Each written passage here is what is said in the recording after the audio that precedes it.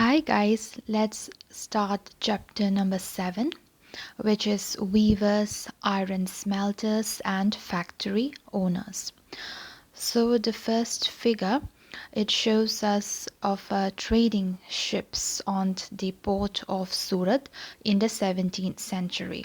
Surat in Gujarat on the west coast of India was one of the most important ports of the Indian Ocean trade. Dutch and English trading ships began using the port from the early 17th century. Its importance declined in the 18th century. This chapter tells the story of the crafts and industries of India during British rule by focusing on two industries, namely textiles and iron and steel. Both these industries were crucial for the Industrial Revolution in the modern world. Mechanized production of cotton textiles made Britain the foremost industrial nation in the 19th century. And when its iron and steel industry started growing from the 1850s, Britain came to be known as the workshop of the world. The industrialization of Britain had a close connection with the conquest and colonization of India. You have seen how the English East India Company's interest in trade led to occupation of territory and how the pattern of trade changed over the decades. In the early 18th century, the company was buying goods in India and exporting them to England and Europe, making profit through this sale. With the growth of industrial production, British industrialists began to see India as a vast market for their industrial products, and over time, manufactured goods from Britain began flooding India. How did this affect Indian crafts and industries? This is the question we will explore in this chapter. So let's see about Indian textiles and the world market. Let us first let us first look at textile production. Around 1750, before the British conquered Bengal, India was by far the world's largest producer of cotton textiles. Indian textiles had long been renowned both for their fine quality and exquisite craftsmanship. They were extensively traded in Southeast Asia, Java, Sumatra, and Penang, and West and Central Asia. From the 16th century, European trading companies began buying Indian textiles for sale in Europe. Memories of this flourishing trade and the craftsmanship of Indian weavers is preserved in many words still current in English and other languages. It is interesting to trace the origin of such words and see what they tell us. So let's see figure number 2. This is Patola weave, mid-19th century. Patola was woven in Surat, Ahmedabad, and Patan. Highly valued in Indonesia, it became part of the local weaving tradition there. So let's come to words. Tell us histories. European traders first encountered fine cotton cloth from India carried by Arab merchants in Mosul in present-day Iraq. So they began referring to all finely woven textiles as muslin, a word that acquired wide currency. When the Portuguese first came to India in search of spices, they landed in Calicut on the Kerala coast in southwest India. The cotton textiles which they took back to Europe along with the spices came to be called calico, derived from Calicut, and subsequently calico became the general name for all cotton textiles. There are many other words which point to the popularity of Indian textiles in Western markets. In figure number 3, you can see a page of an order book that the English East India Company sent to its representatives in Calcutta in 1730. The order that year was for 5,89,000 pieces of cloth. Browsing through the order book, you would have seen a list of 98 varieties of cotton and silk clothes. These were known as their these were known by their common name in the European trade as piece goods, usually woven cloth pieces that were 20 yards long and 1 yard wide. Okay, this figure number 3. It's a page from an order book of the East India Company, 1730. Notice how each item in the order book was carefully priced in London. These orders had to be placed 2 years in advance because this was the time required to send orders to India, get the specific clothes woven and shipped to Britain. Once the cloth pieces arrived in London, they were put up for auction and sold. So figure number 4. Jamdani weave, early 20th century.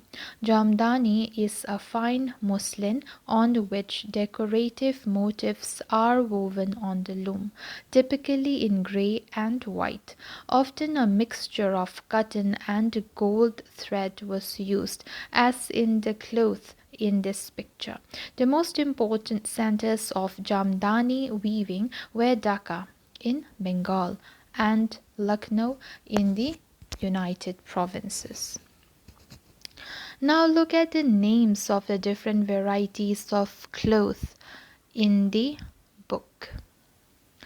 Amongst the pieces ordered in the bulk were printed cotton clothes called chinch,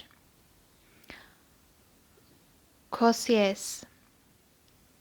or khasa and badana.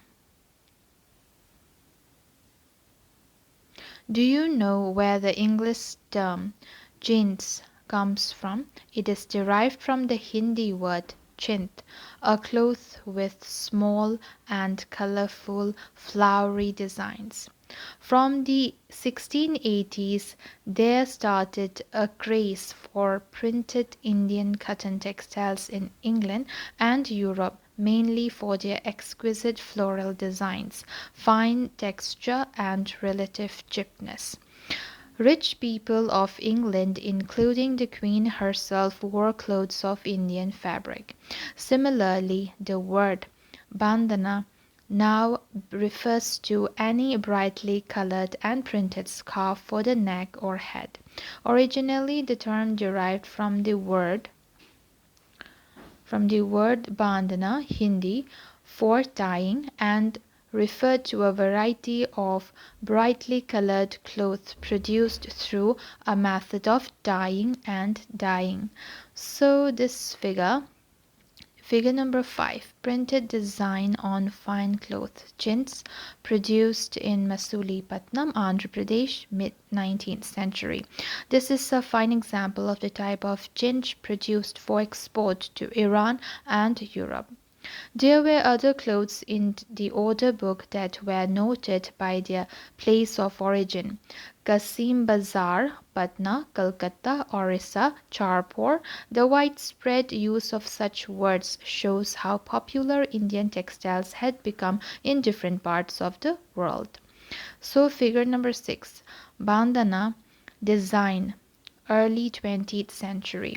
Notice the line that runs through the middle. Do you know why? In this orne, two tie and dye silk pieces are seamed together with gold thread embroidery. Bandana patterns were mostly produced in Rajasthan and Gujarat. Indian textiles in European markets. By the early 18th century, worried by the popularity of Indian textiles, wool and silk makers in England began protesting against the import of Indian cotton textiles. In 1720, the British government enacted a legislation banning the use of printed cotton textiles, ginge, in England. Interestingly, this act was known as the Calico Act. At this time, textile industries had just begun to develop in England. Unable to compete with Indian textiles, English producers wanted to secure market within the country by preventing the entry of Indian textiles. The first to grow under government protection was the calico printing industry. Indian designs were now imitated and printed in England on white muslin or plain unbleached Indian cloth. Competition with Indian textiles also led to a search for technological innovation in England. In 1764, the spinning jenny. Spinning jenny is a machine by which a single worker could operate several spindles onto which thread was spun. When the wheel was turned, all the spindles rotated. So, in 1764, spinning jenny was invented by John Kay, which increased the productivity of the traditional spindles. The invention of the steam engine by Richard Arkwright in 1786 revolutionized cotton textile weaving. Clothes could now be woven in immense quantities and cheaply too. However, Indian textiles continued to dominate world trade till the end of the 18th century. European trading companies, the Dutch, the French, and the English, made enormous profits out of this flourishing trade. These companies purchased cotton and silk textiles in India by importing silver. But as you know, when the English East India Company gained political power in Bengal, it no longer had to import precious metal to buy Indian goods. Instead, they collected revenues from peasants and jamindars in India and used this revenue to buy Indian textiles. Figure number 7. A sea view of the Dutch settlement in Cochin, 17th century. As European trade expanded, trading settlements. Okay, this picture is a sea view of the Dutch settlement in Kochi, 17th century. As European trade expanded, trading settlements were established at various ports. The Dutch settlements in Cochin came up in the 17th century. Notice the fortification around the settlement.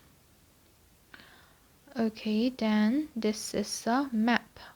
Where were the major centers of weaving in the late 18th century? Okay. So, weaving centers 1500 to 1750.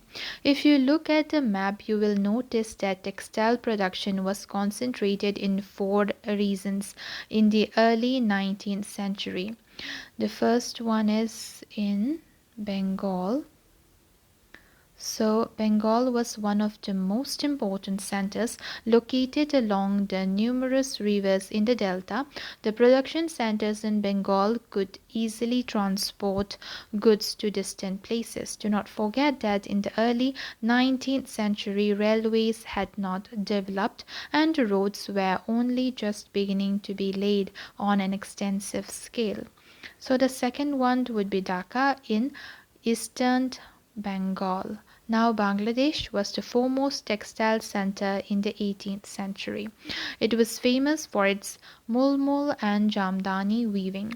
If you look at the southern part of India in the map, you will see a second cluster of cotton weaving centers along the Coromandel coast, stretching from Madras to northern Andhra Pradesh. On the western coast, there were important weaving centers in Gujarat.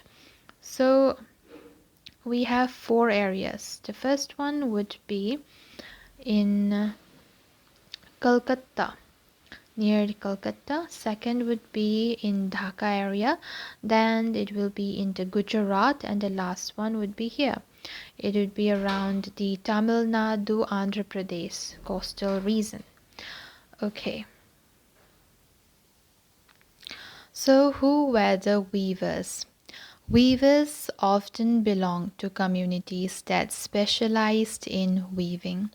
Their skills were passed on from one generation to the next. The Tanti weavers of Bengal. The Julahas or Momin weavers of North India. Sale and Kaikolar and Devangs of South India are some of the communities famous for weaving. So figure number 9. A Tanti weaver of Bengal, painted by the Belgian painter Solin in the 1790s. The Tanti weaver here is at work in the pit loom. Do you know what a pit loom is? Okay, pit loom. The first stage of production was spinning, a work done mostly by women. So the first work would be spinning. Then the charkha and the takli were household spinning instruments. The thread was spun on the charkha and rolled on the takli. When the spinning was over, the thread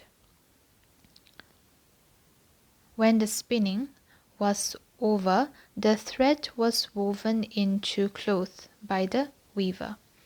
Then it was woven into cloth. In many communities, weaving was a task done by men. Okay, weaving was done by men. For colored textiles, the thread was dyed by the dyer, known as rangres.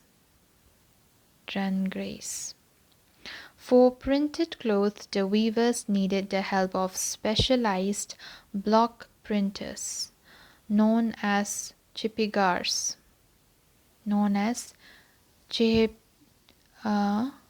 Chipigars. Then handloom weaving and the occupations associated with it provided livelihood for millions of Indians. Okay. Now the decline of Indian textiles. So we'll see a decline. The development of cotton industries in Britain. The development of cotton industries in Britain affected textile producers in India in several ways. The first one is that Indian textiles now had to compete with British textiles in the European and American markets. And we have the second one, it's that exporting textiles to England also became increasingly difficult since very high duties were imposed on Indian textiles imported into Britain. By the beginning of the 19th century, English-made cotton textiles successfully ousted Indian goods. So they were able to defeat Indian goods from their traditional markets in Africa, America, and Europe. Thousands of weavers in India were now thrown out of employment, so they became unemployed. Bengal weavers were the worst hit. English and European companies stopped buying Indian goods. Okay, they stopped buying Indian goods, and their agents no longer gave out advances to weavers to secure supplies. So they didn't get any advances now. Okay, so this orang, a Persian term for a warehouse, a place where goods are collected before being sold, also refers to a workshop. Okay, let's see the first source. We must starve for food. In 1823, the company government in India received a petition from 12,000 weavers stating our ancestors and we used to receive advances from the company and maintain ourselves and our respective families by weaving company's superior assortments. Owing to our misfortune, the orangs have been abolished, ever since because of which we and our families are distressed for want of the means of livelihood. We are weavers and do not know any other business. We must starve for food. If the Board of Trade do not cast a look of kindness towards us and give orders for clothes. Okay. And source 2.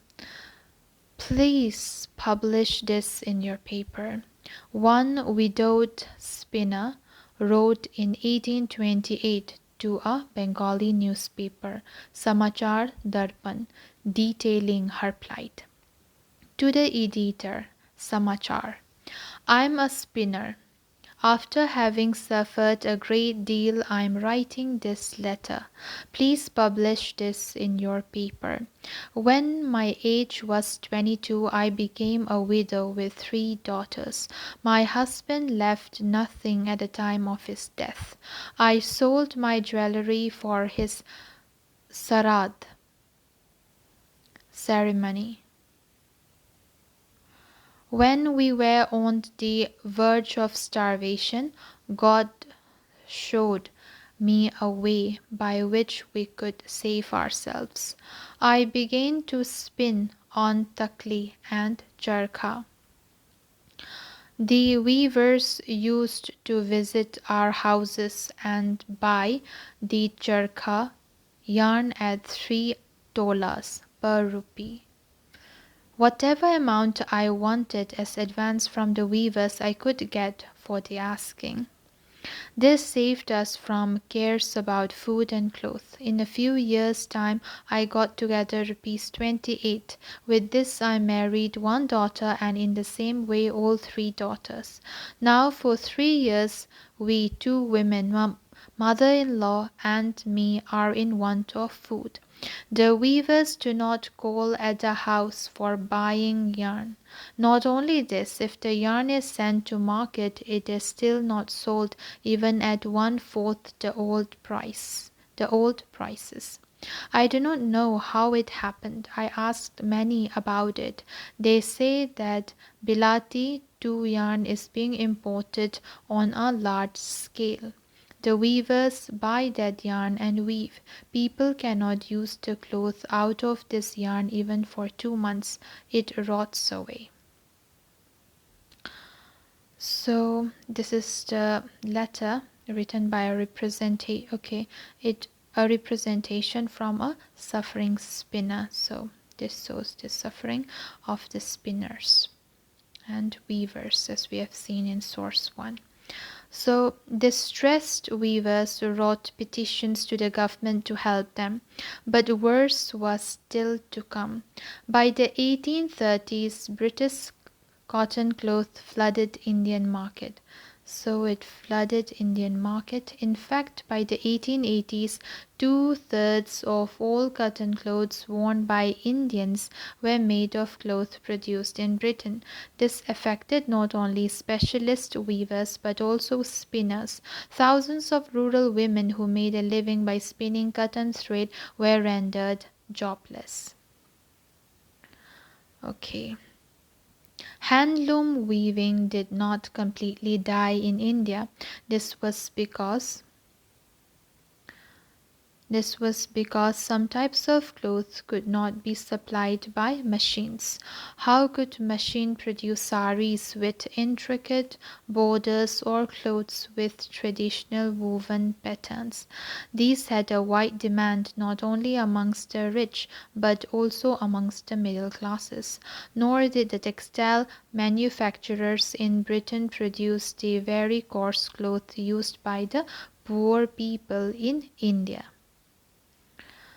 You must have heard of Sholapur in western India and Madura in South India. These towns emerged as important new centers of weaving in the late 19th century. Okay, Sholapur and Madura. Later, during the national movement, Mahatma Gandhi urged people to boycott imported textiles and use hand-spun and hand-woven cloth. Khadi gradually became a symbol of nationalism.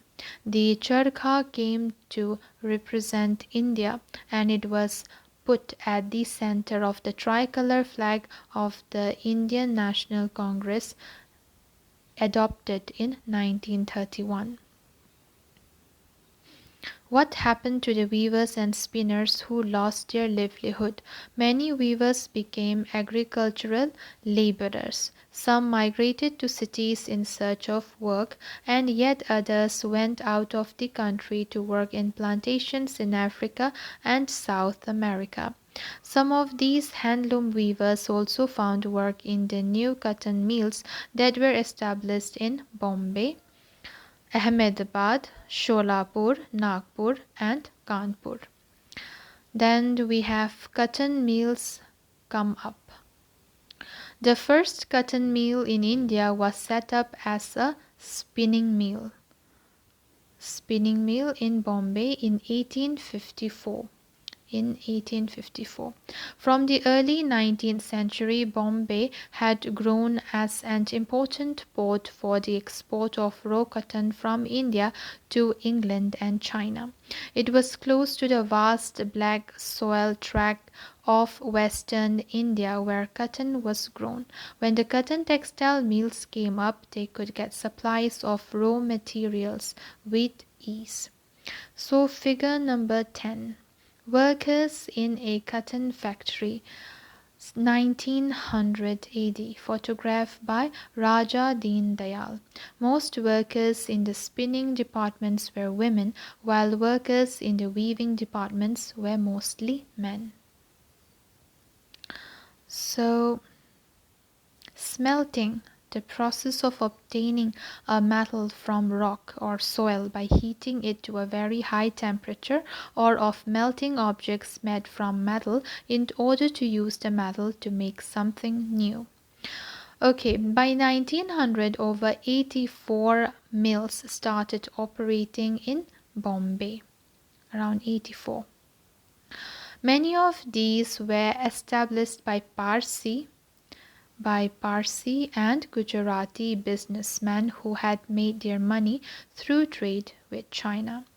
Mills came up in other cities too. The first mill in Ahmedabad was started in 1861. A year later, a mill was established in Kanpur, in the United Provinces. Growth of cotton mills led to a demand for labor. Thousands of poor peasants, artisans, and agricultural laborers moved to the cities to work in the mills. In the first few decades of its existence, the textile factory industry in India faced many problems. It fought, it found it difficult to compete with the cheap textile imported from Britain. In most countries, governments supported industrialization by imposing heavy duties on imports. This eliminated competition and protected infant industries. The colonial government in India usually refused such protection to local industries. The first major spurt in the development of cotton factory production in India, therefore, was during the First World War, when textile imports from Britain declined and Indian factories were called upon to produce cloth for military supplies. Okay, so First World War helped our cotton industries. So the sword of Tipu Sultan and Wood's steel. So figure number 11, Tipu's sword made in the late 18th century, written with gold on the steel handle of Tipu's sword were quotations from the Quran with messages about victories in war. Notice the tiger head towards the bottom of the handle. So we begin the story of Indian steel and iron metallurgy by recounting the famous story of Tipu Sultan who ruled Mysore till 1799, fought 4 wars with the British and died fighting with his sword in his hand. Tipu's legendary swords are now part of valuable collections in museums in England. But do you know why the sword was so special? The sword had an incredibly hard and sharp edge. Okay, so the sword had an incredibly hard and sharp edge that could easily rip through the opponent's armor. This quality of the sword came from a special type of high carbon steel called woods, which was produced all over South India. Wood steel, when made into swords, produced a very sharp edge with a flowing water pattern. This pattern came from very small carbon crystals embedded in the iron. So Francis Francis Buchanan, who toured through Mysore in 1800, a year after Tipu Sultan's death, had left us an account of the technique by which wood's steel was produced in many hundreds of smelting furnaces in Mysore.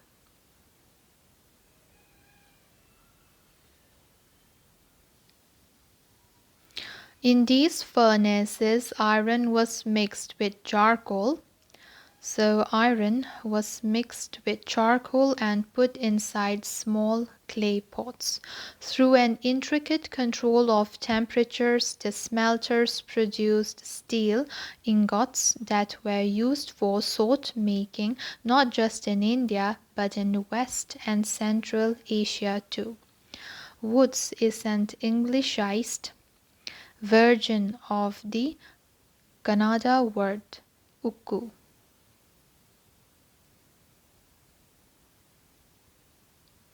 Telugu hukku, and Tamil and Malayalam urukku, meaning steel. Okay, so Indian wood steel fascinated European scientists. So Michael Faraday, the legendary scientist and discoverer of electricity and electromagnetism, spent 4 years studying the properties of Indian woods from 1888 to 22. However, the woods steel making process, which was so widely known in South India, was completely lost by the mid 19th century.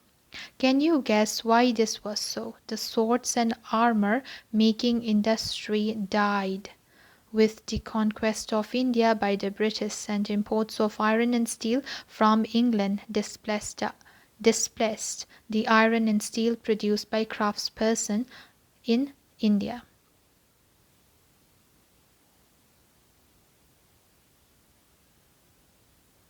So let's see about the abandoned furnaces in villages. Abundant furnaces in villages. Production of wood's steel required a highly specialized technique of refining iron. But iron smelting in India was extremely common till the end of the 19th century. In Bihar and central India in particular, every district had smelters that used local deposits of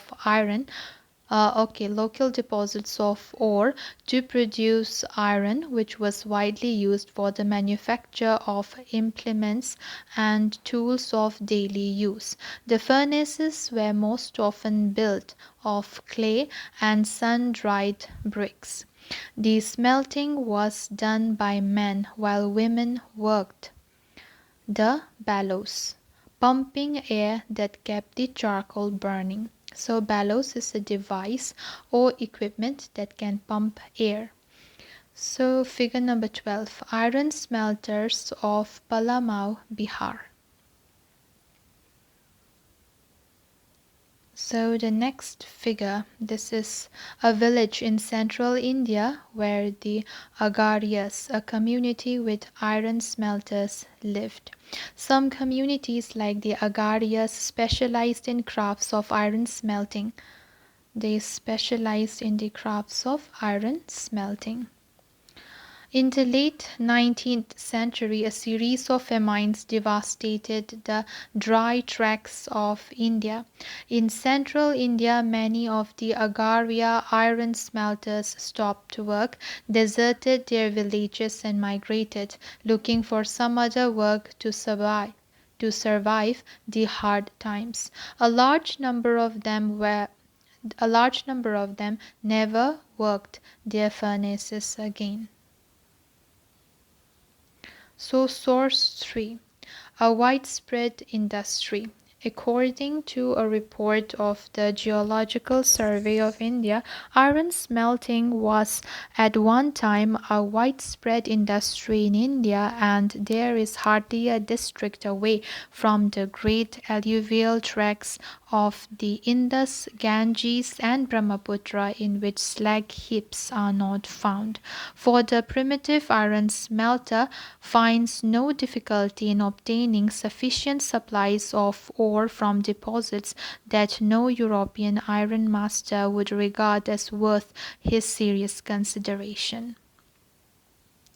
By the late 19th century, however, the craft of iron smelting was in decline. So they were in decline. In most villages, furnaces fell into disuse and the amount of iron produced came down. Why was this so? One reason was the new forest laws that you have read about. When the colonial government prevented people from entering the reserved forest, how could the iron smelters find wood for charcoal? Where could they get iron ore? Defying forest laws, they often entered the forest secretly and collected woods, but they could not sustain their occupation on this basis for long. Many gave up their craft and looked for other means of livelihood. In other areas, the government did not grant access to the forest. But the iron smelters had to pay a very high tax. They had to pay a very high tax to the forest department for every furnace they used. This reduced their income. Moreover, by the late 19th century, iron and steel was being imported from Britain. Ironsmiths in India began using the imported iron to manufacture utensils and implements. This inevitably lowered the demand of iron produced by local smelters.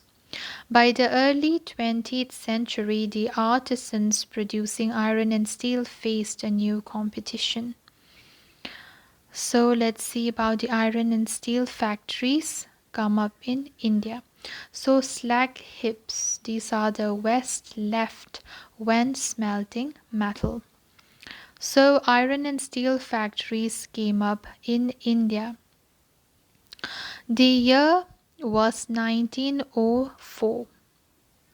So in 1904, in the hot month of April, Charles Weld, and American geologist American geologist and Dorabji Tata, the eldest son of Jamsetji Tata, were traveling in Chhattisgarh in search of iron ore deposits.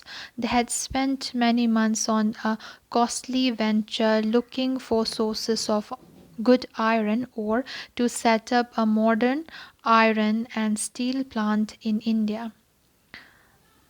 Jamsetji Tata had decided to spend a large part of his fortune to build a big iron and steel industry in India, but this could not be done without identifying the source of fine quality iron ore. One day, after traveling for many hours in the forest, Weld and Dorabji came upon a small village and found a group of men and women carrying basket loads of iron ore. These people were the Agarias. When asked where they had found the iron ore, the Agarias pointed to a hill in the distance. Weld and Dorabji reached the hill after an exhausting trek through dense forest. On exploring the hill, the geologists declared that they had at last found what they had been looking for. Rajhara Hills had one of the finest ores in the world. But there was a problem. The reason was dry, and water necessary for running the factory was not to be found nearby. The Tatas had to continue their search for a more suitable place to set up their factory. However, the Agarias helped in the discovery of a source of iron ore that would later supply the Bhilai steel plant.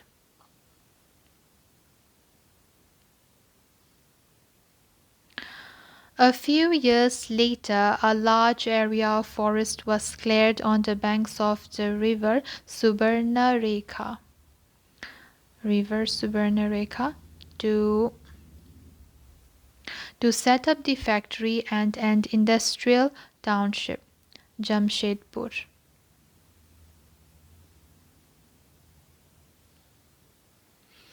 There was water near iron ore deposits. The Tata Iron and Steel Company that came up began producing steel in 1912.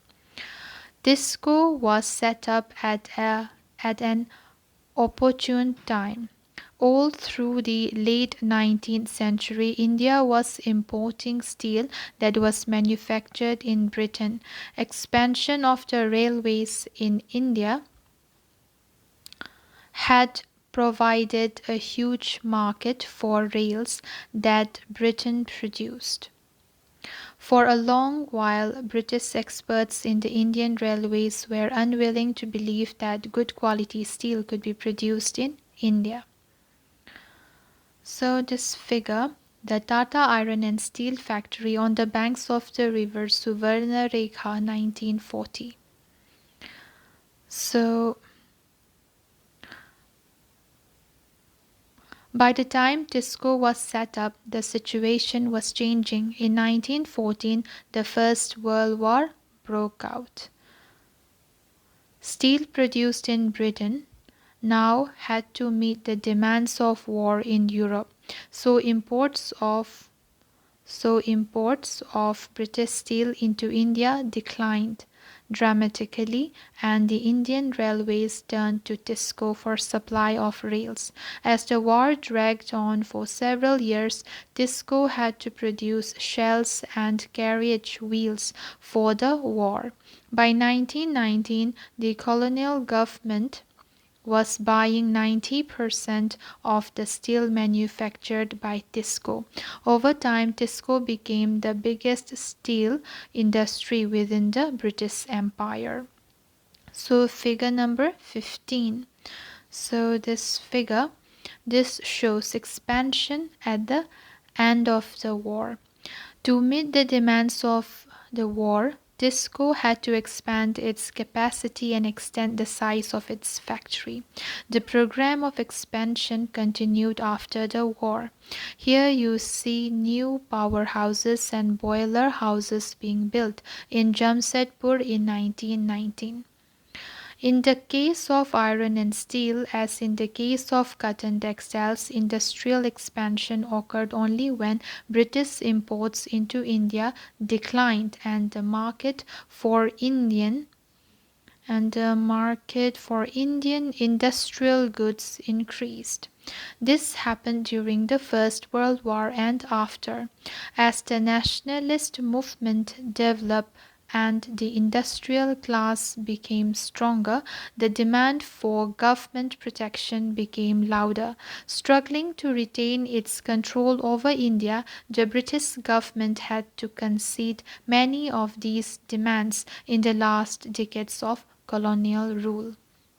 So, elsewhere in the world, what's happening? Let's see. Early years of industrialization in Japan. The history of industrialization of Japan in the late 19th century presents a contrast to that of India. The colonial state in India, keen to expand the market for British goods, was unwilling to support Indian industrialists. In Japan, the state encouraged the growth of industries. So, in Japan, the state encouraged. The Meiji regime, the Meiji regime, which assumed power in Japan in 1868, believed that Japan needed to industrialize in order to resist Western domination. So it initiated a series of measures to help industrialization. Postal services, telegraph, railways, steam-powered shipping were developed. The most advanced technology from the West was imported and adapted to the needs of Japan. Foreign experts were brought to train Japanese professionals.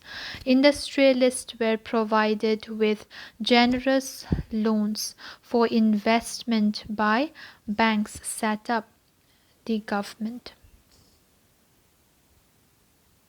Large industries were first started by the government and then sold off at cheap rates to business families. In India, colonial domination created barriers to industrialization. In Japan, the fear of foreign conquest spurred industrialization. Okay. But this also meant that the Japanese industrial development from the beginning was linked to military needs.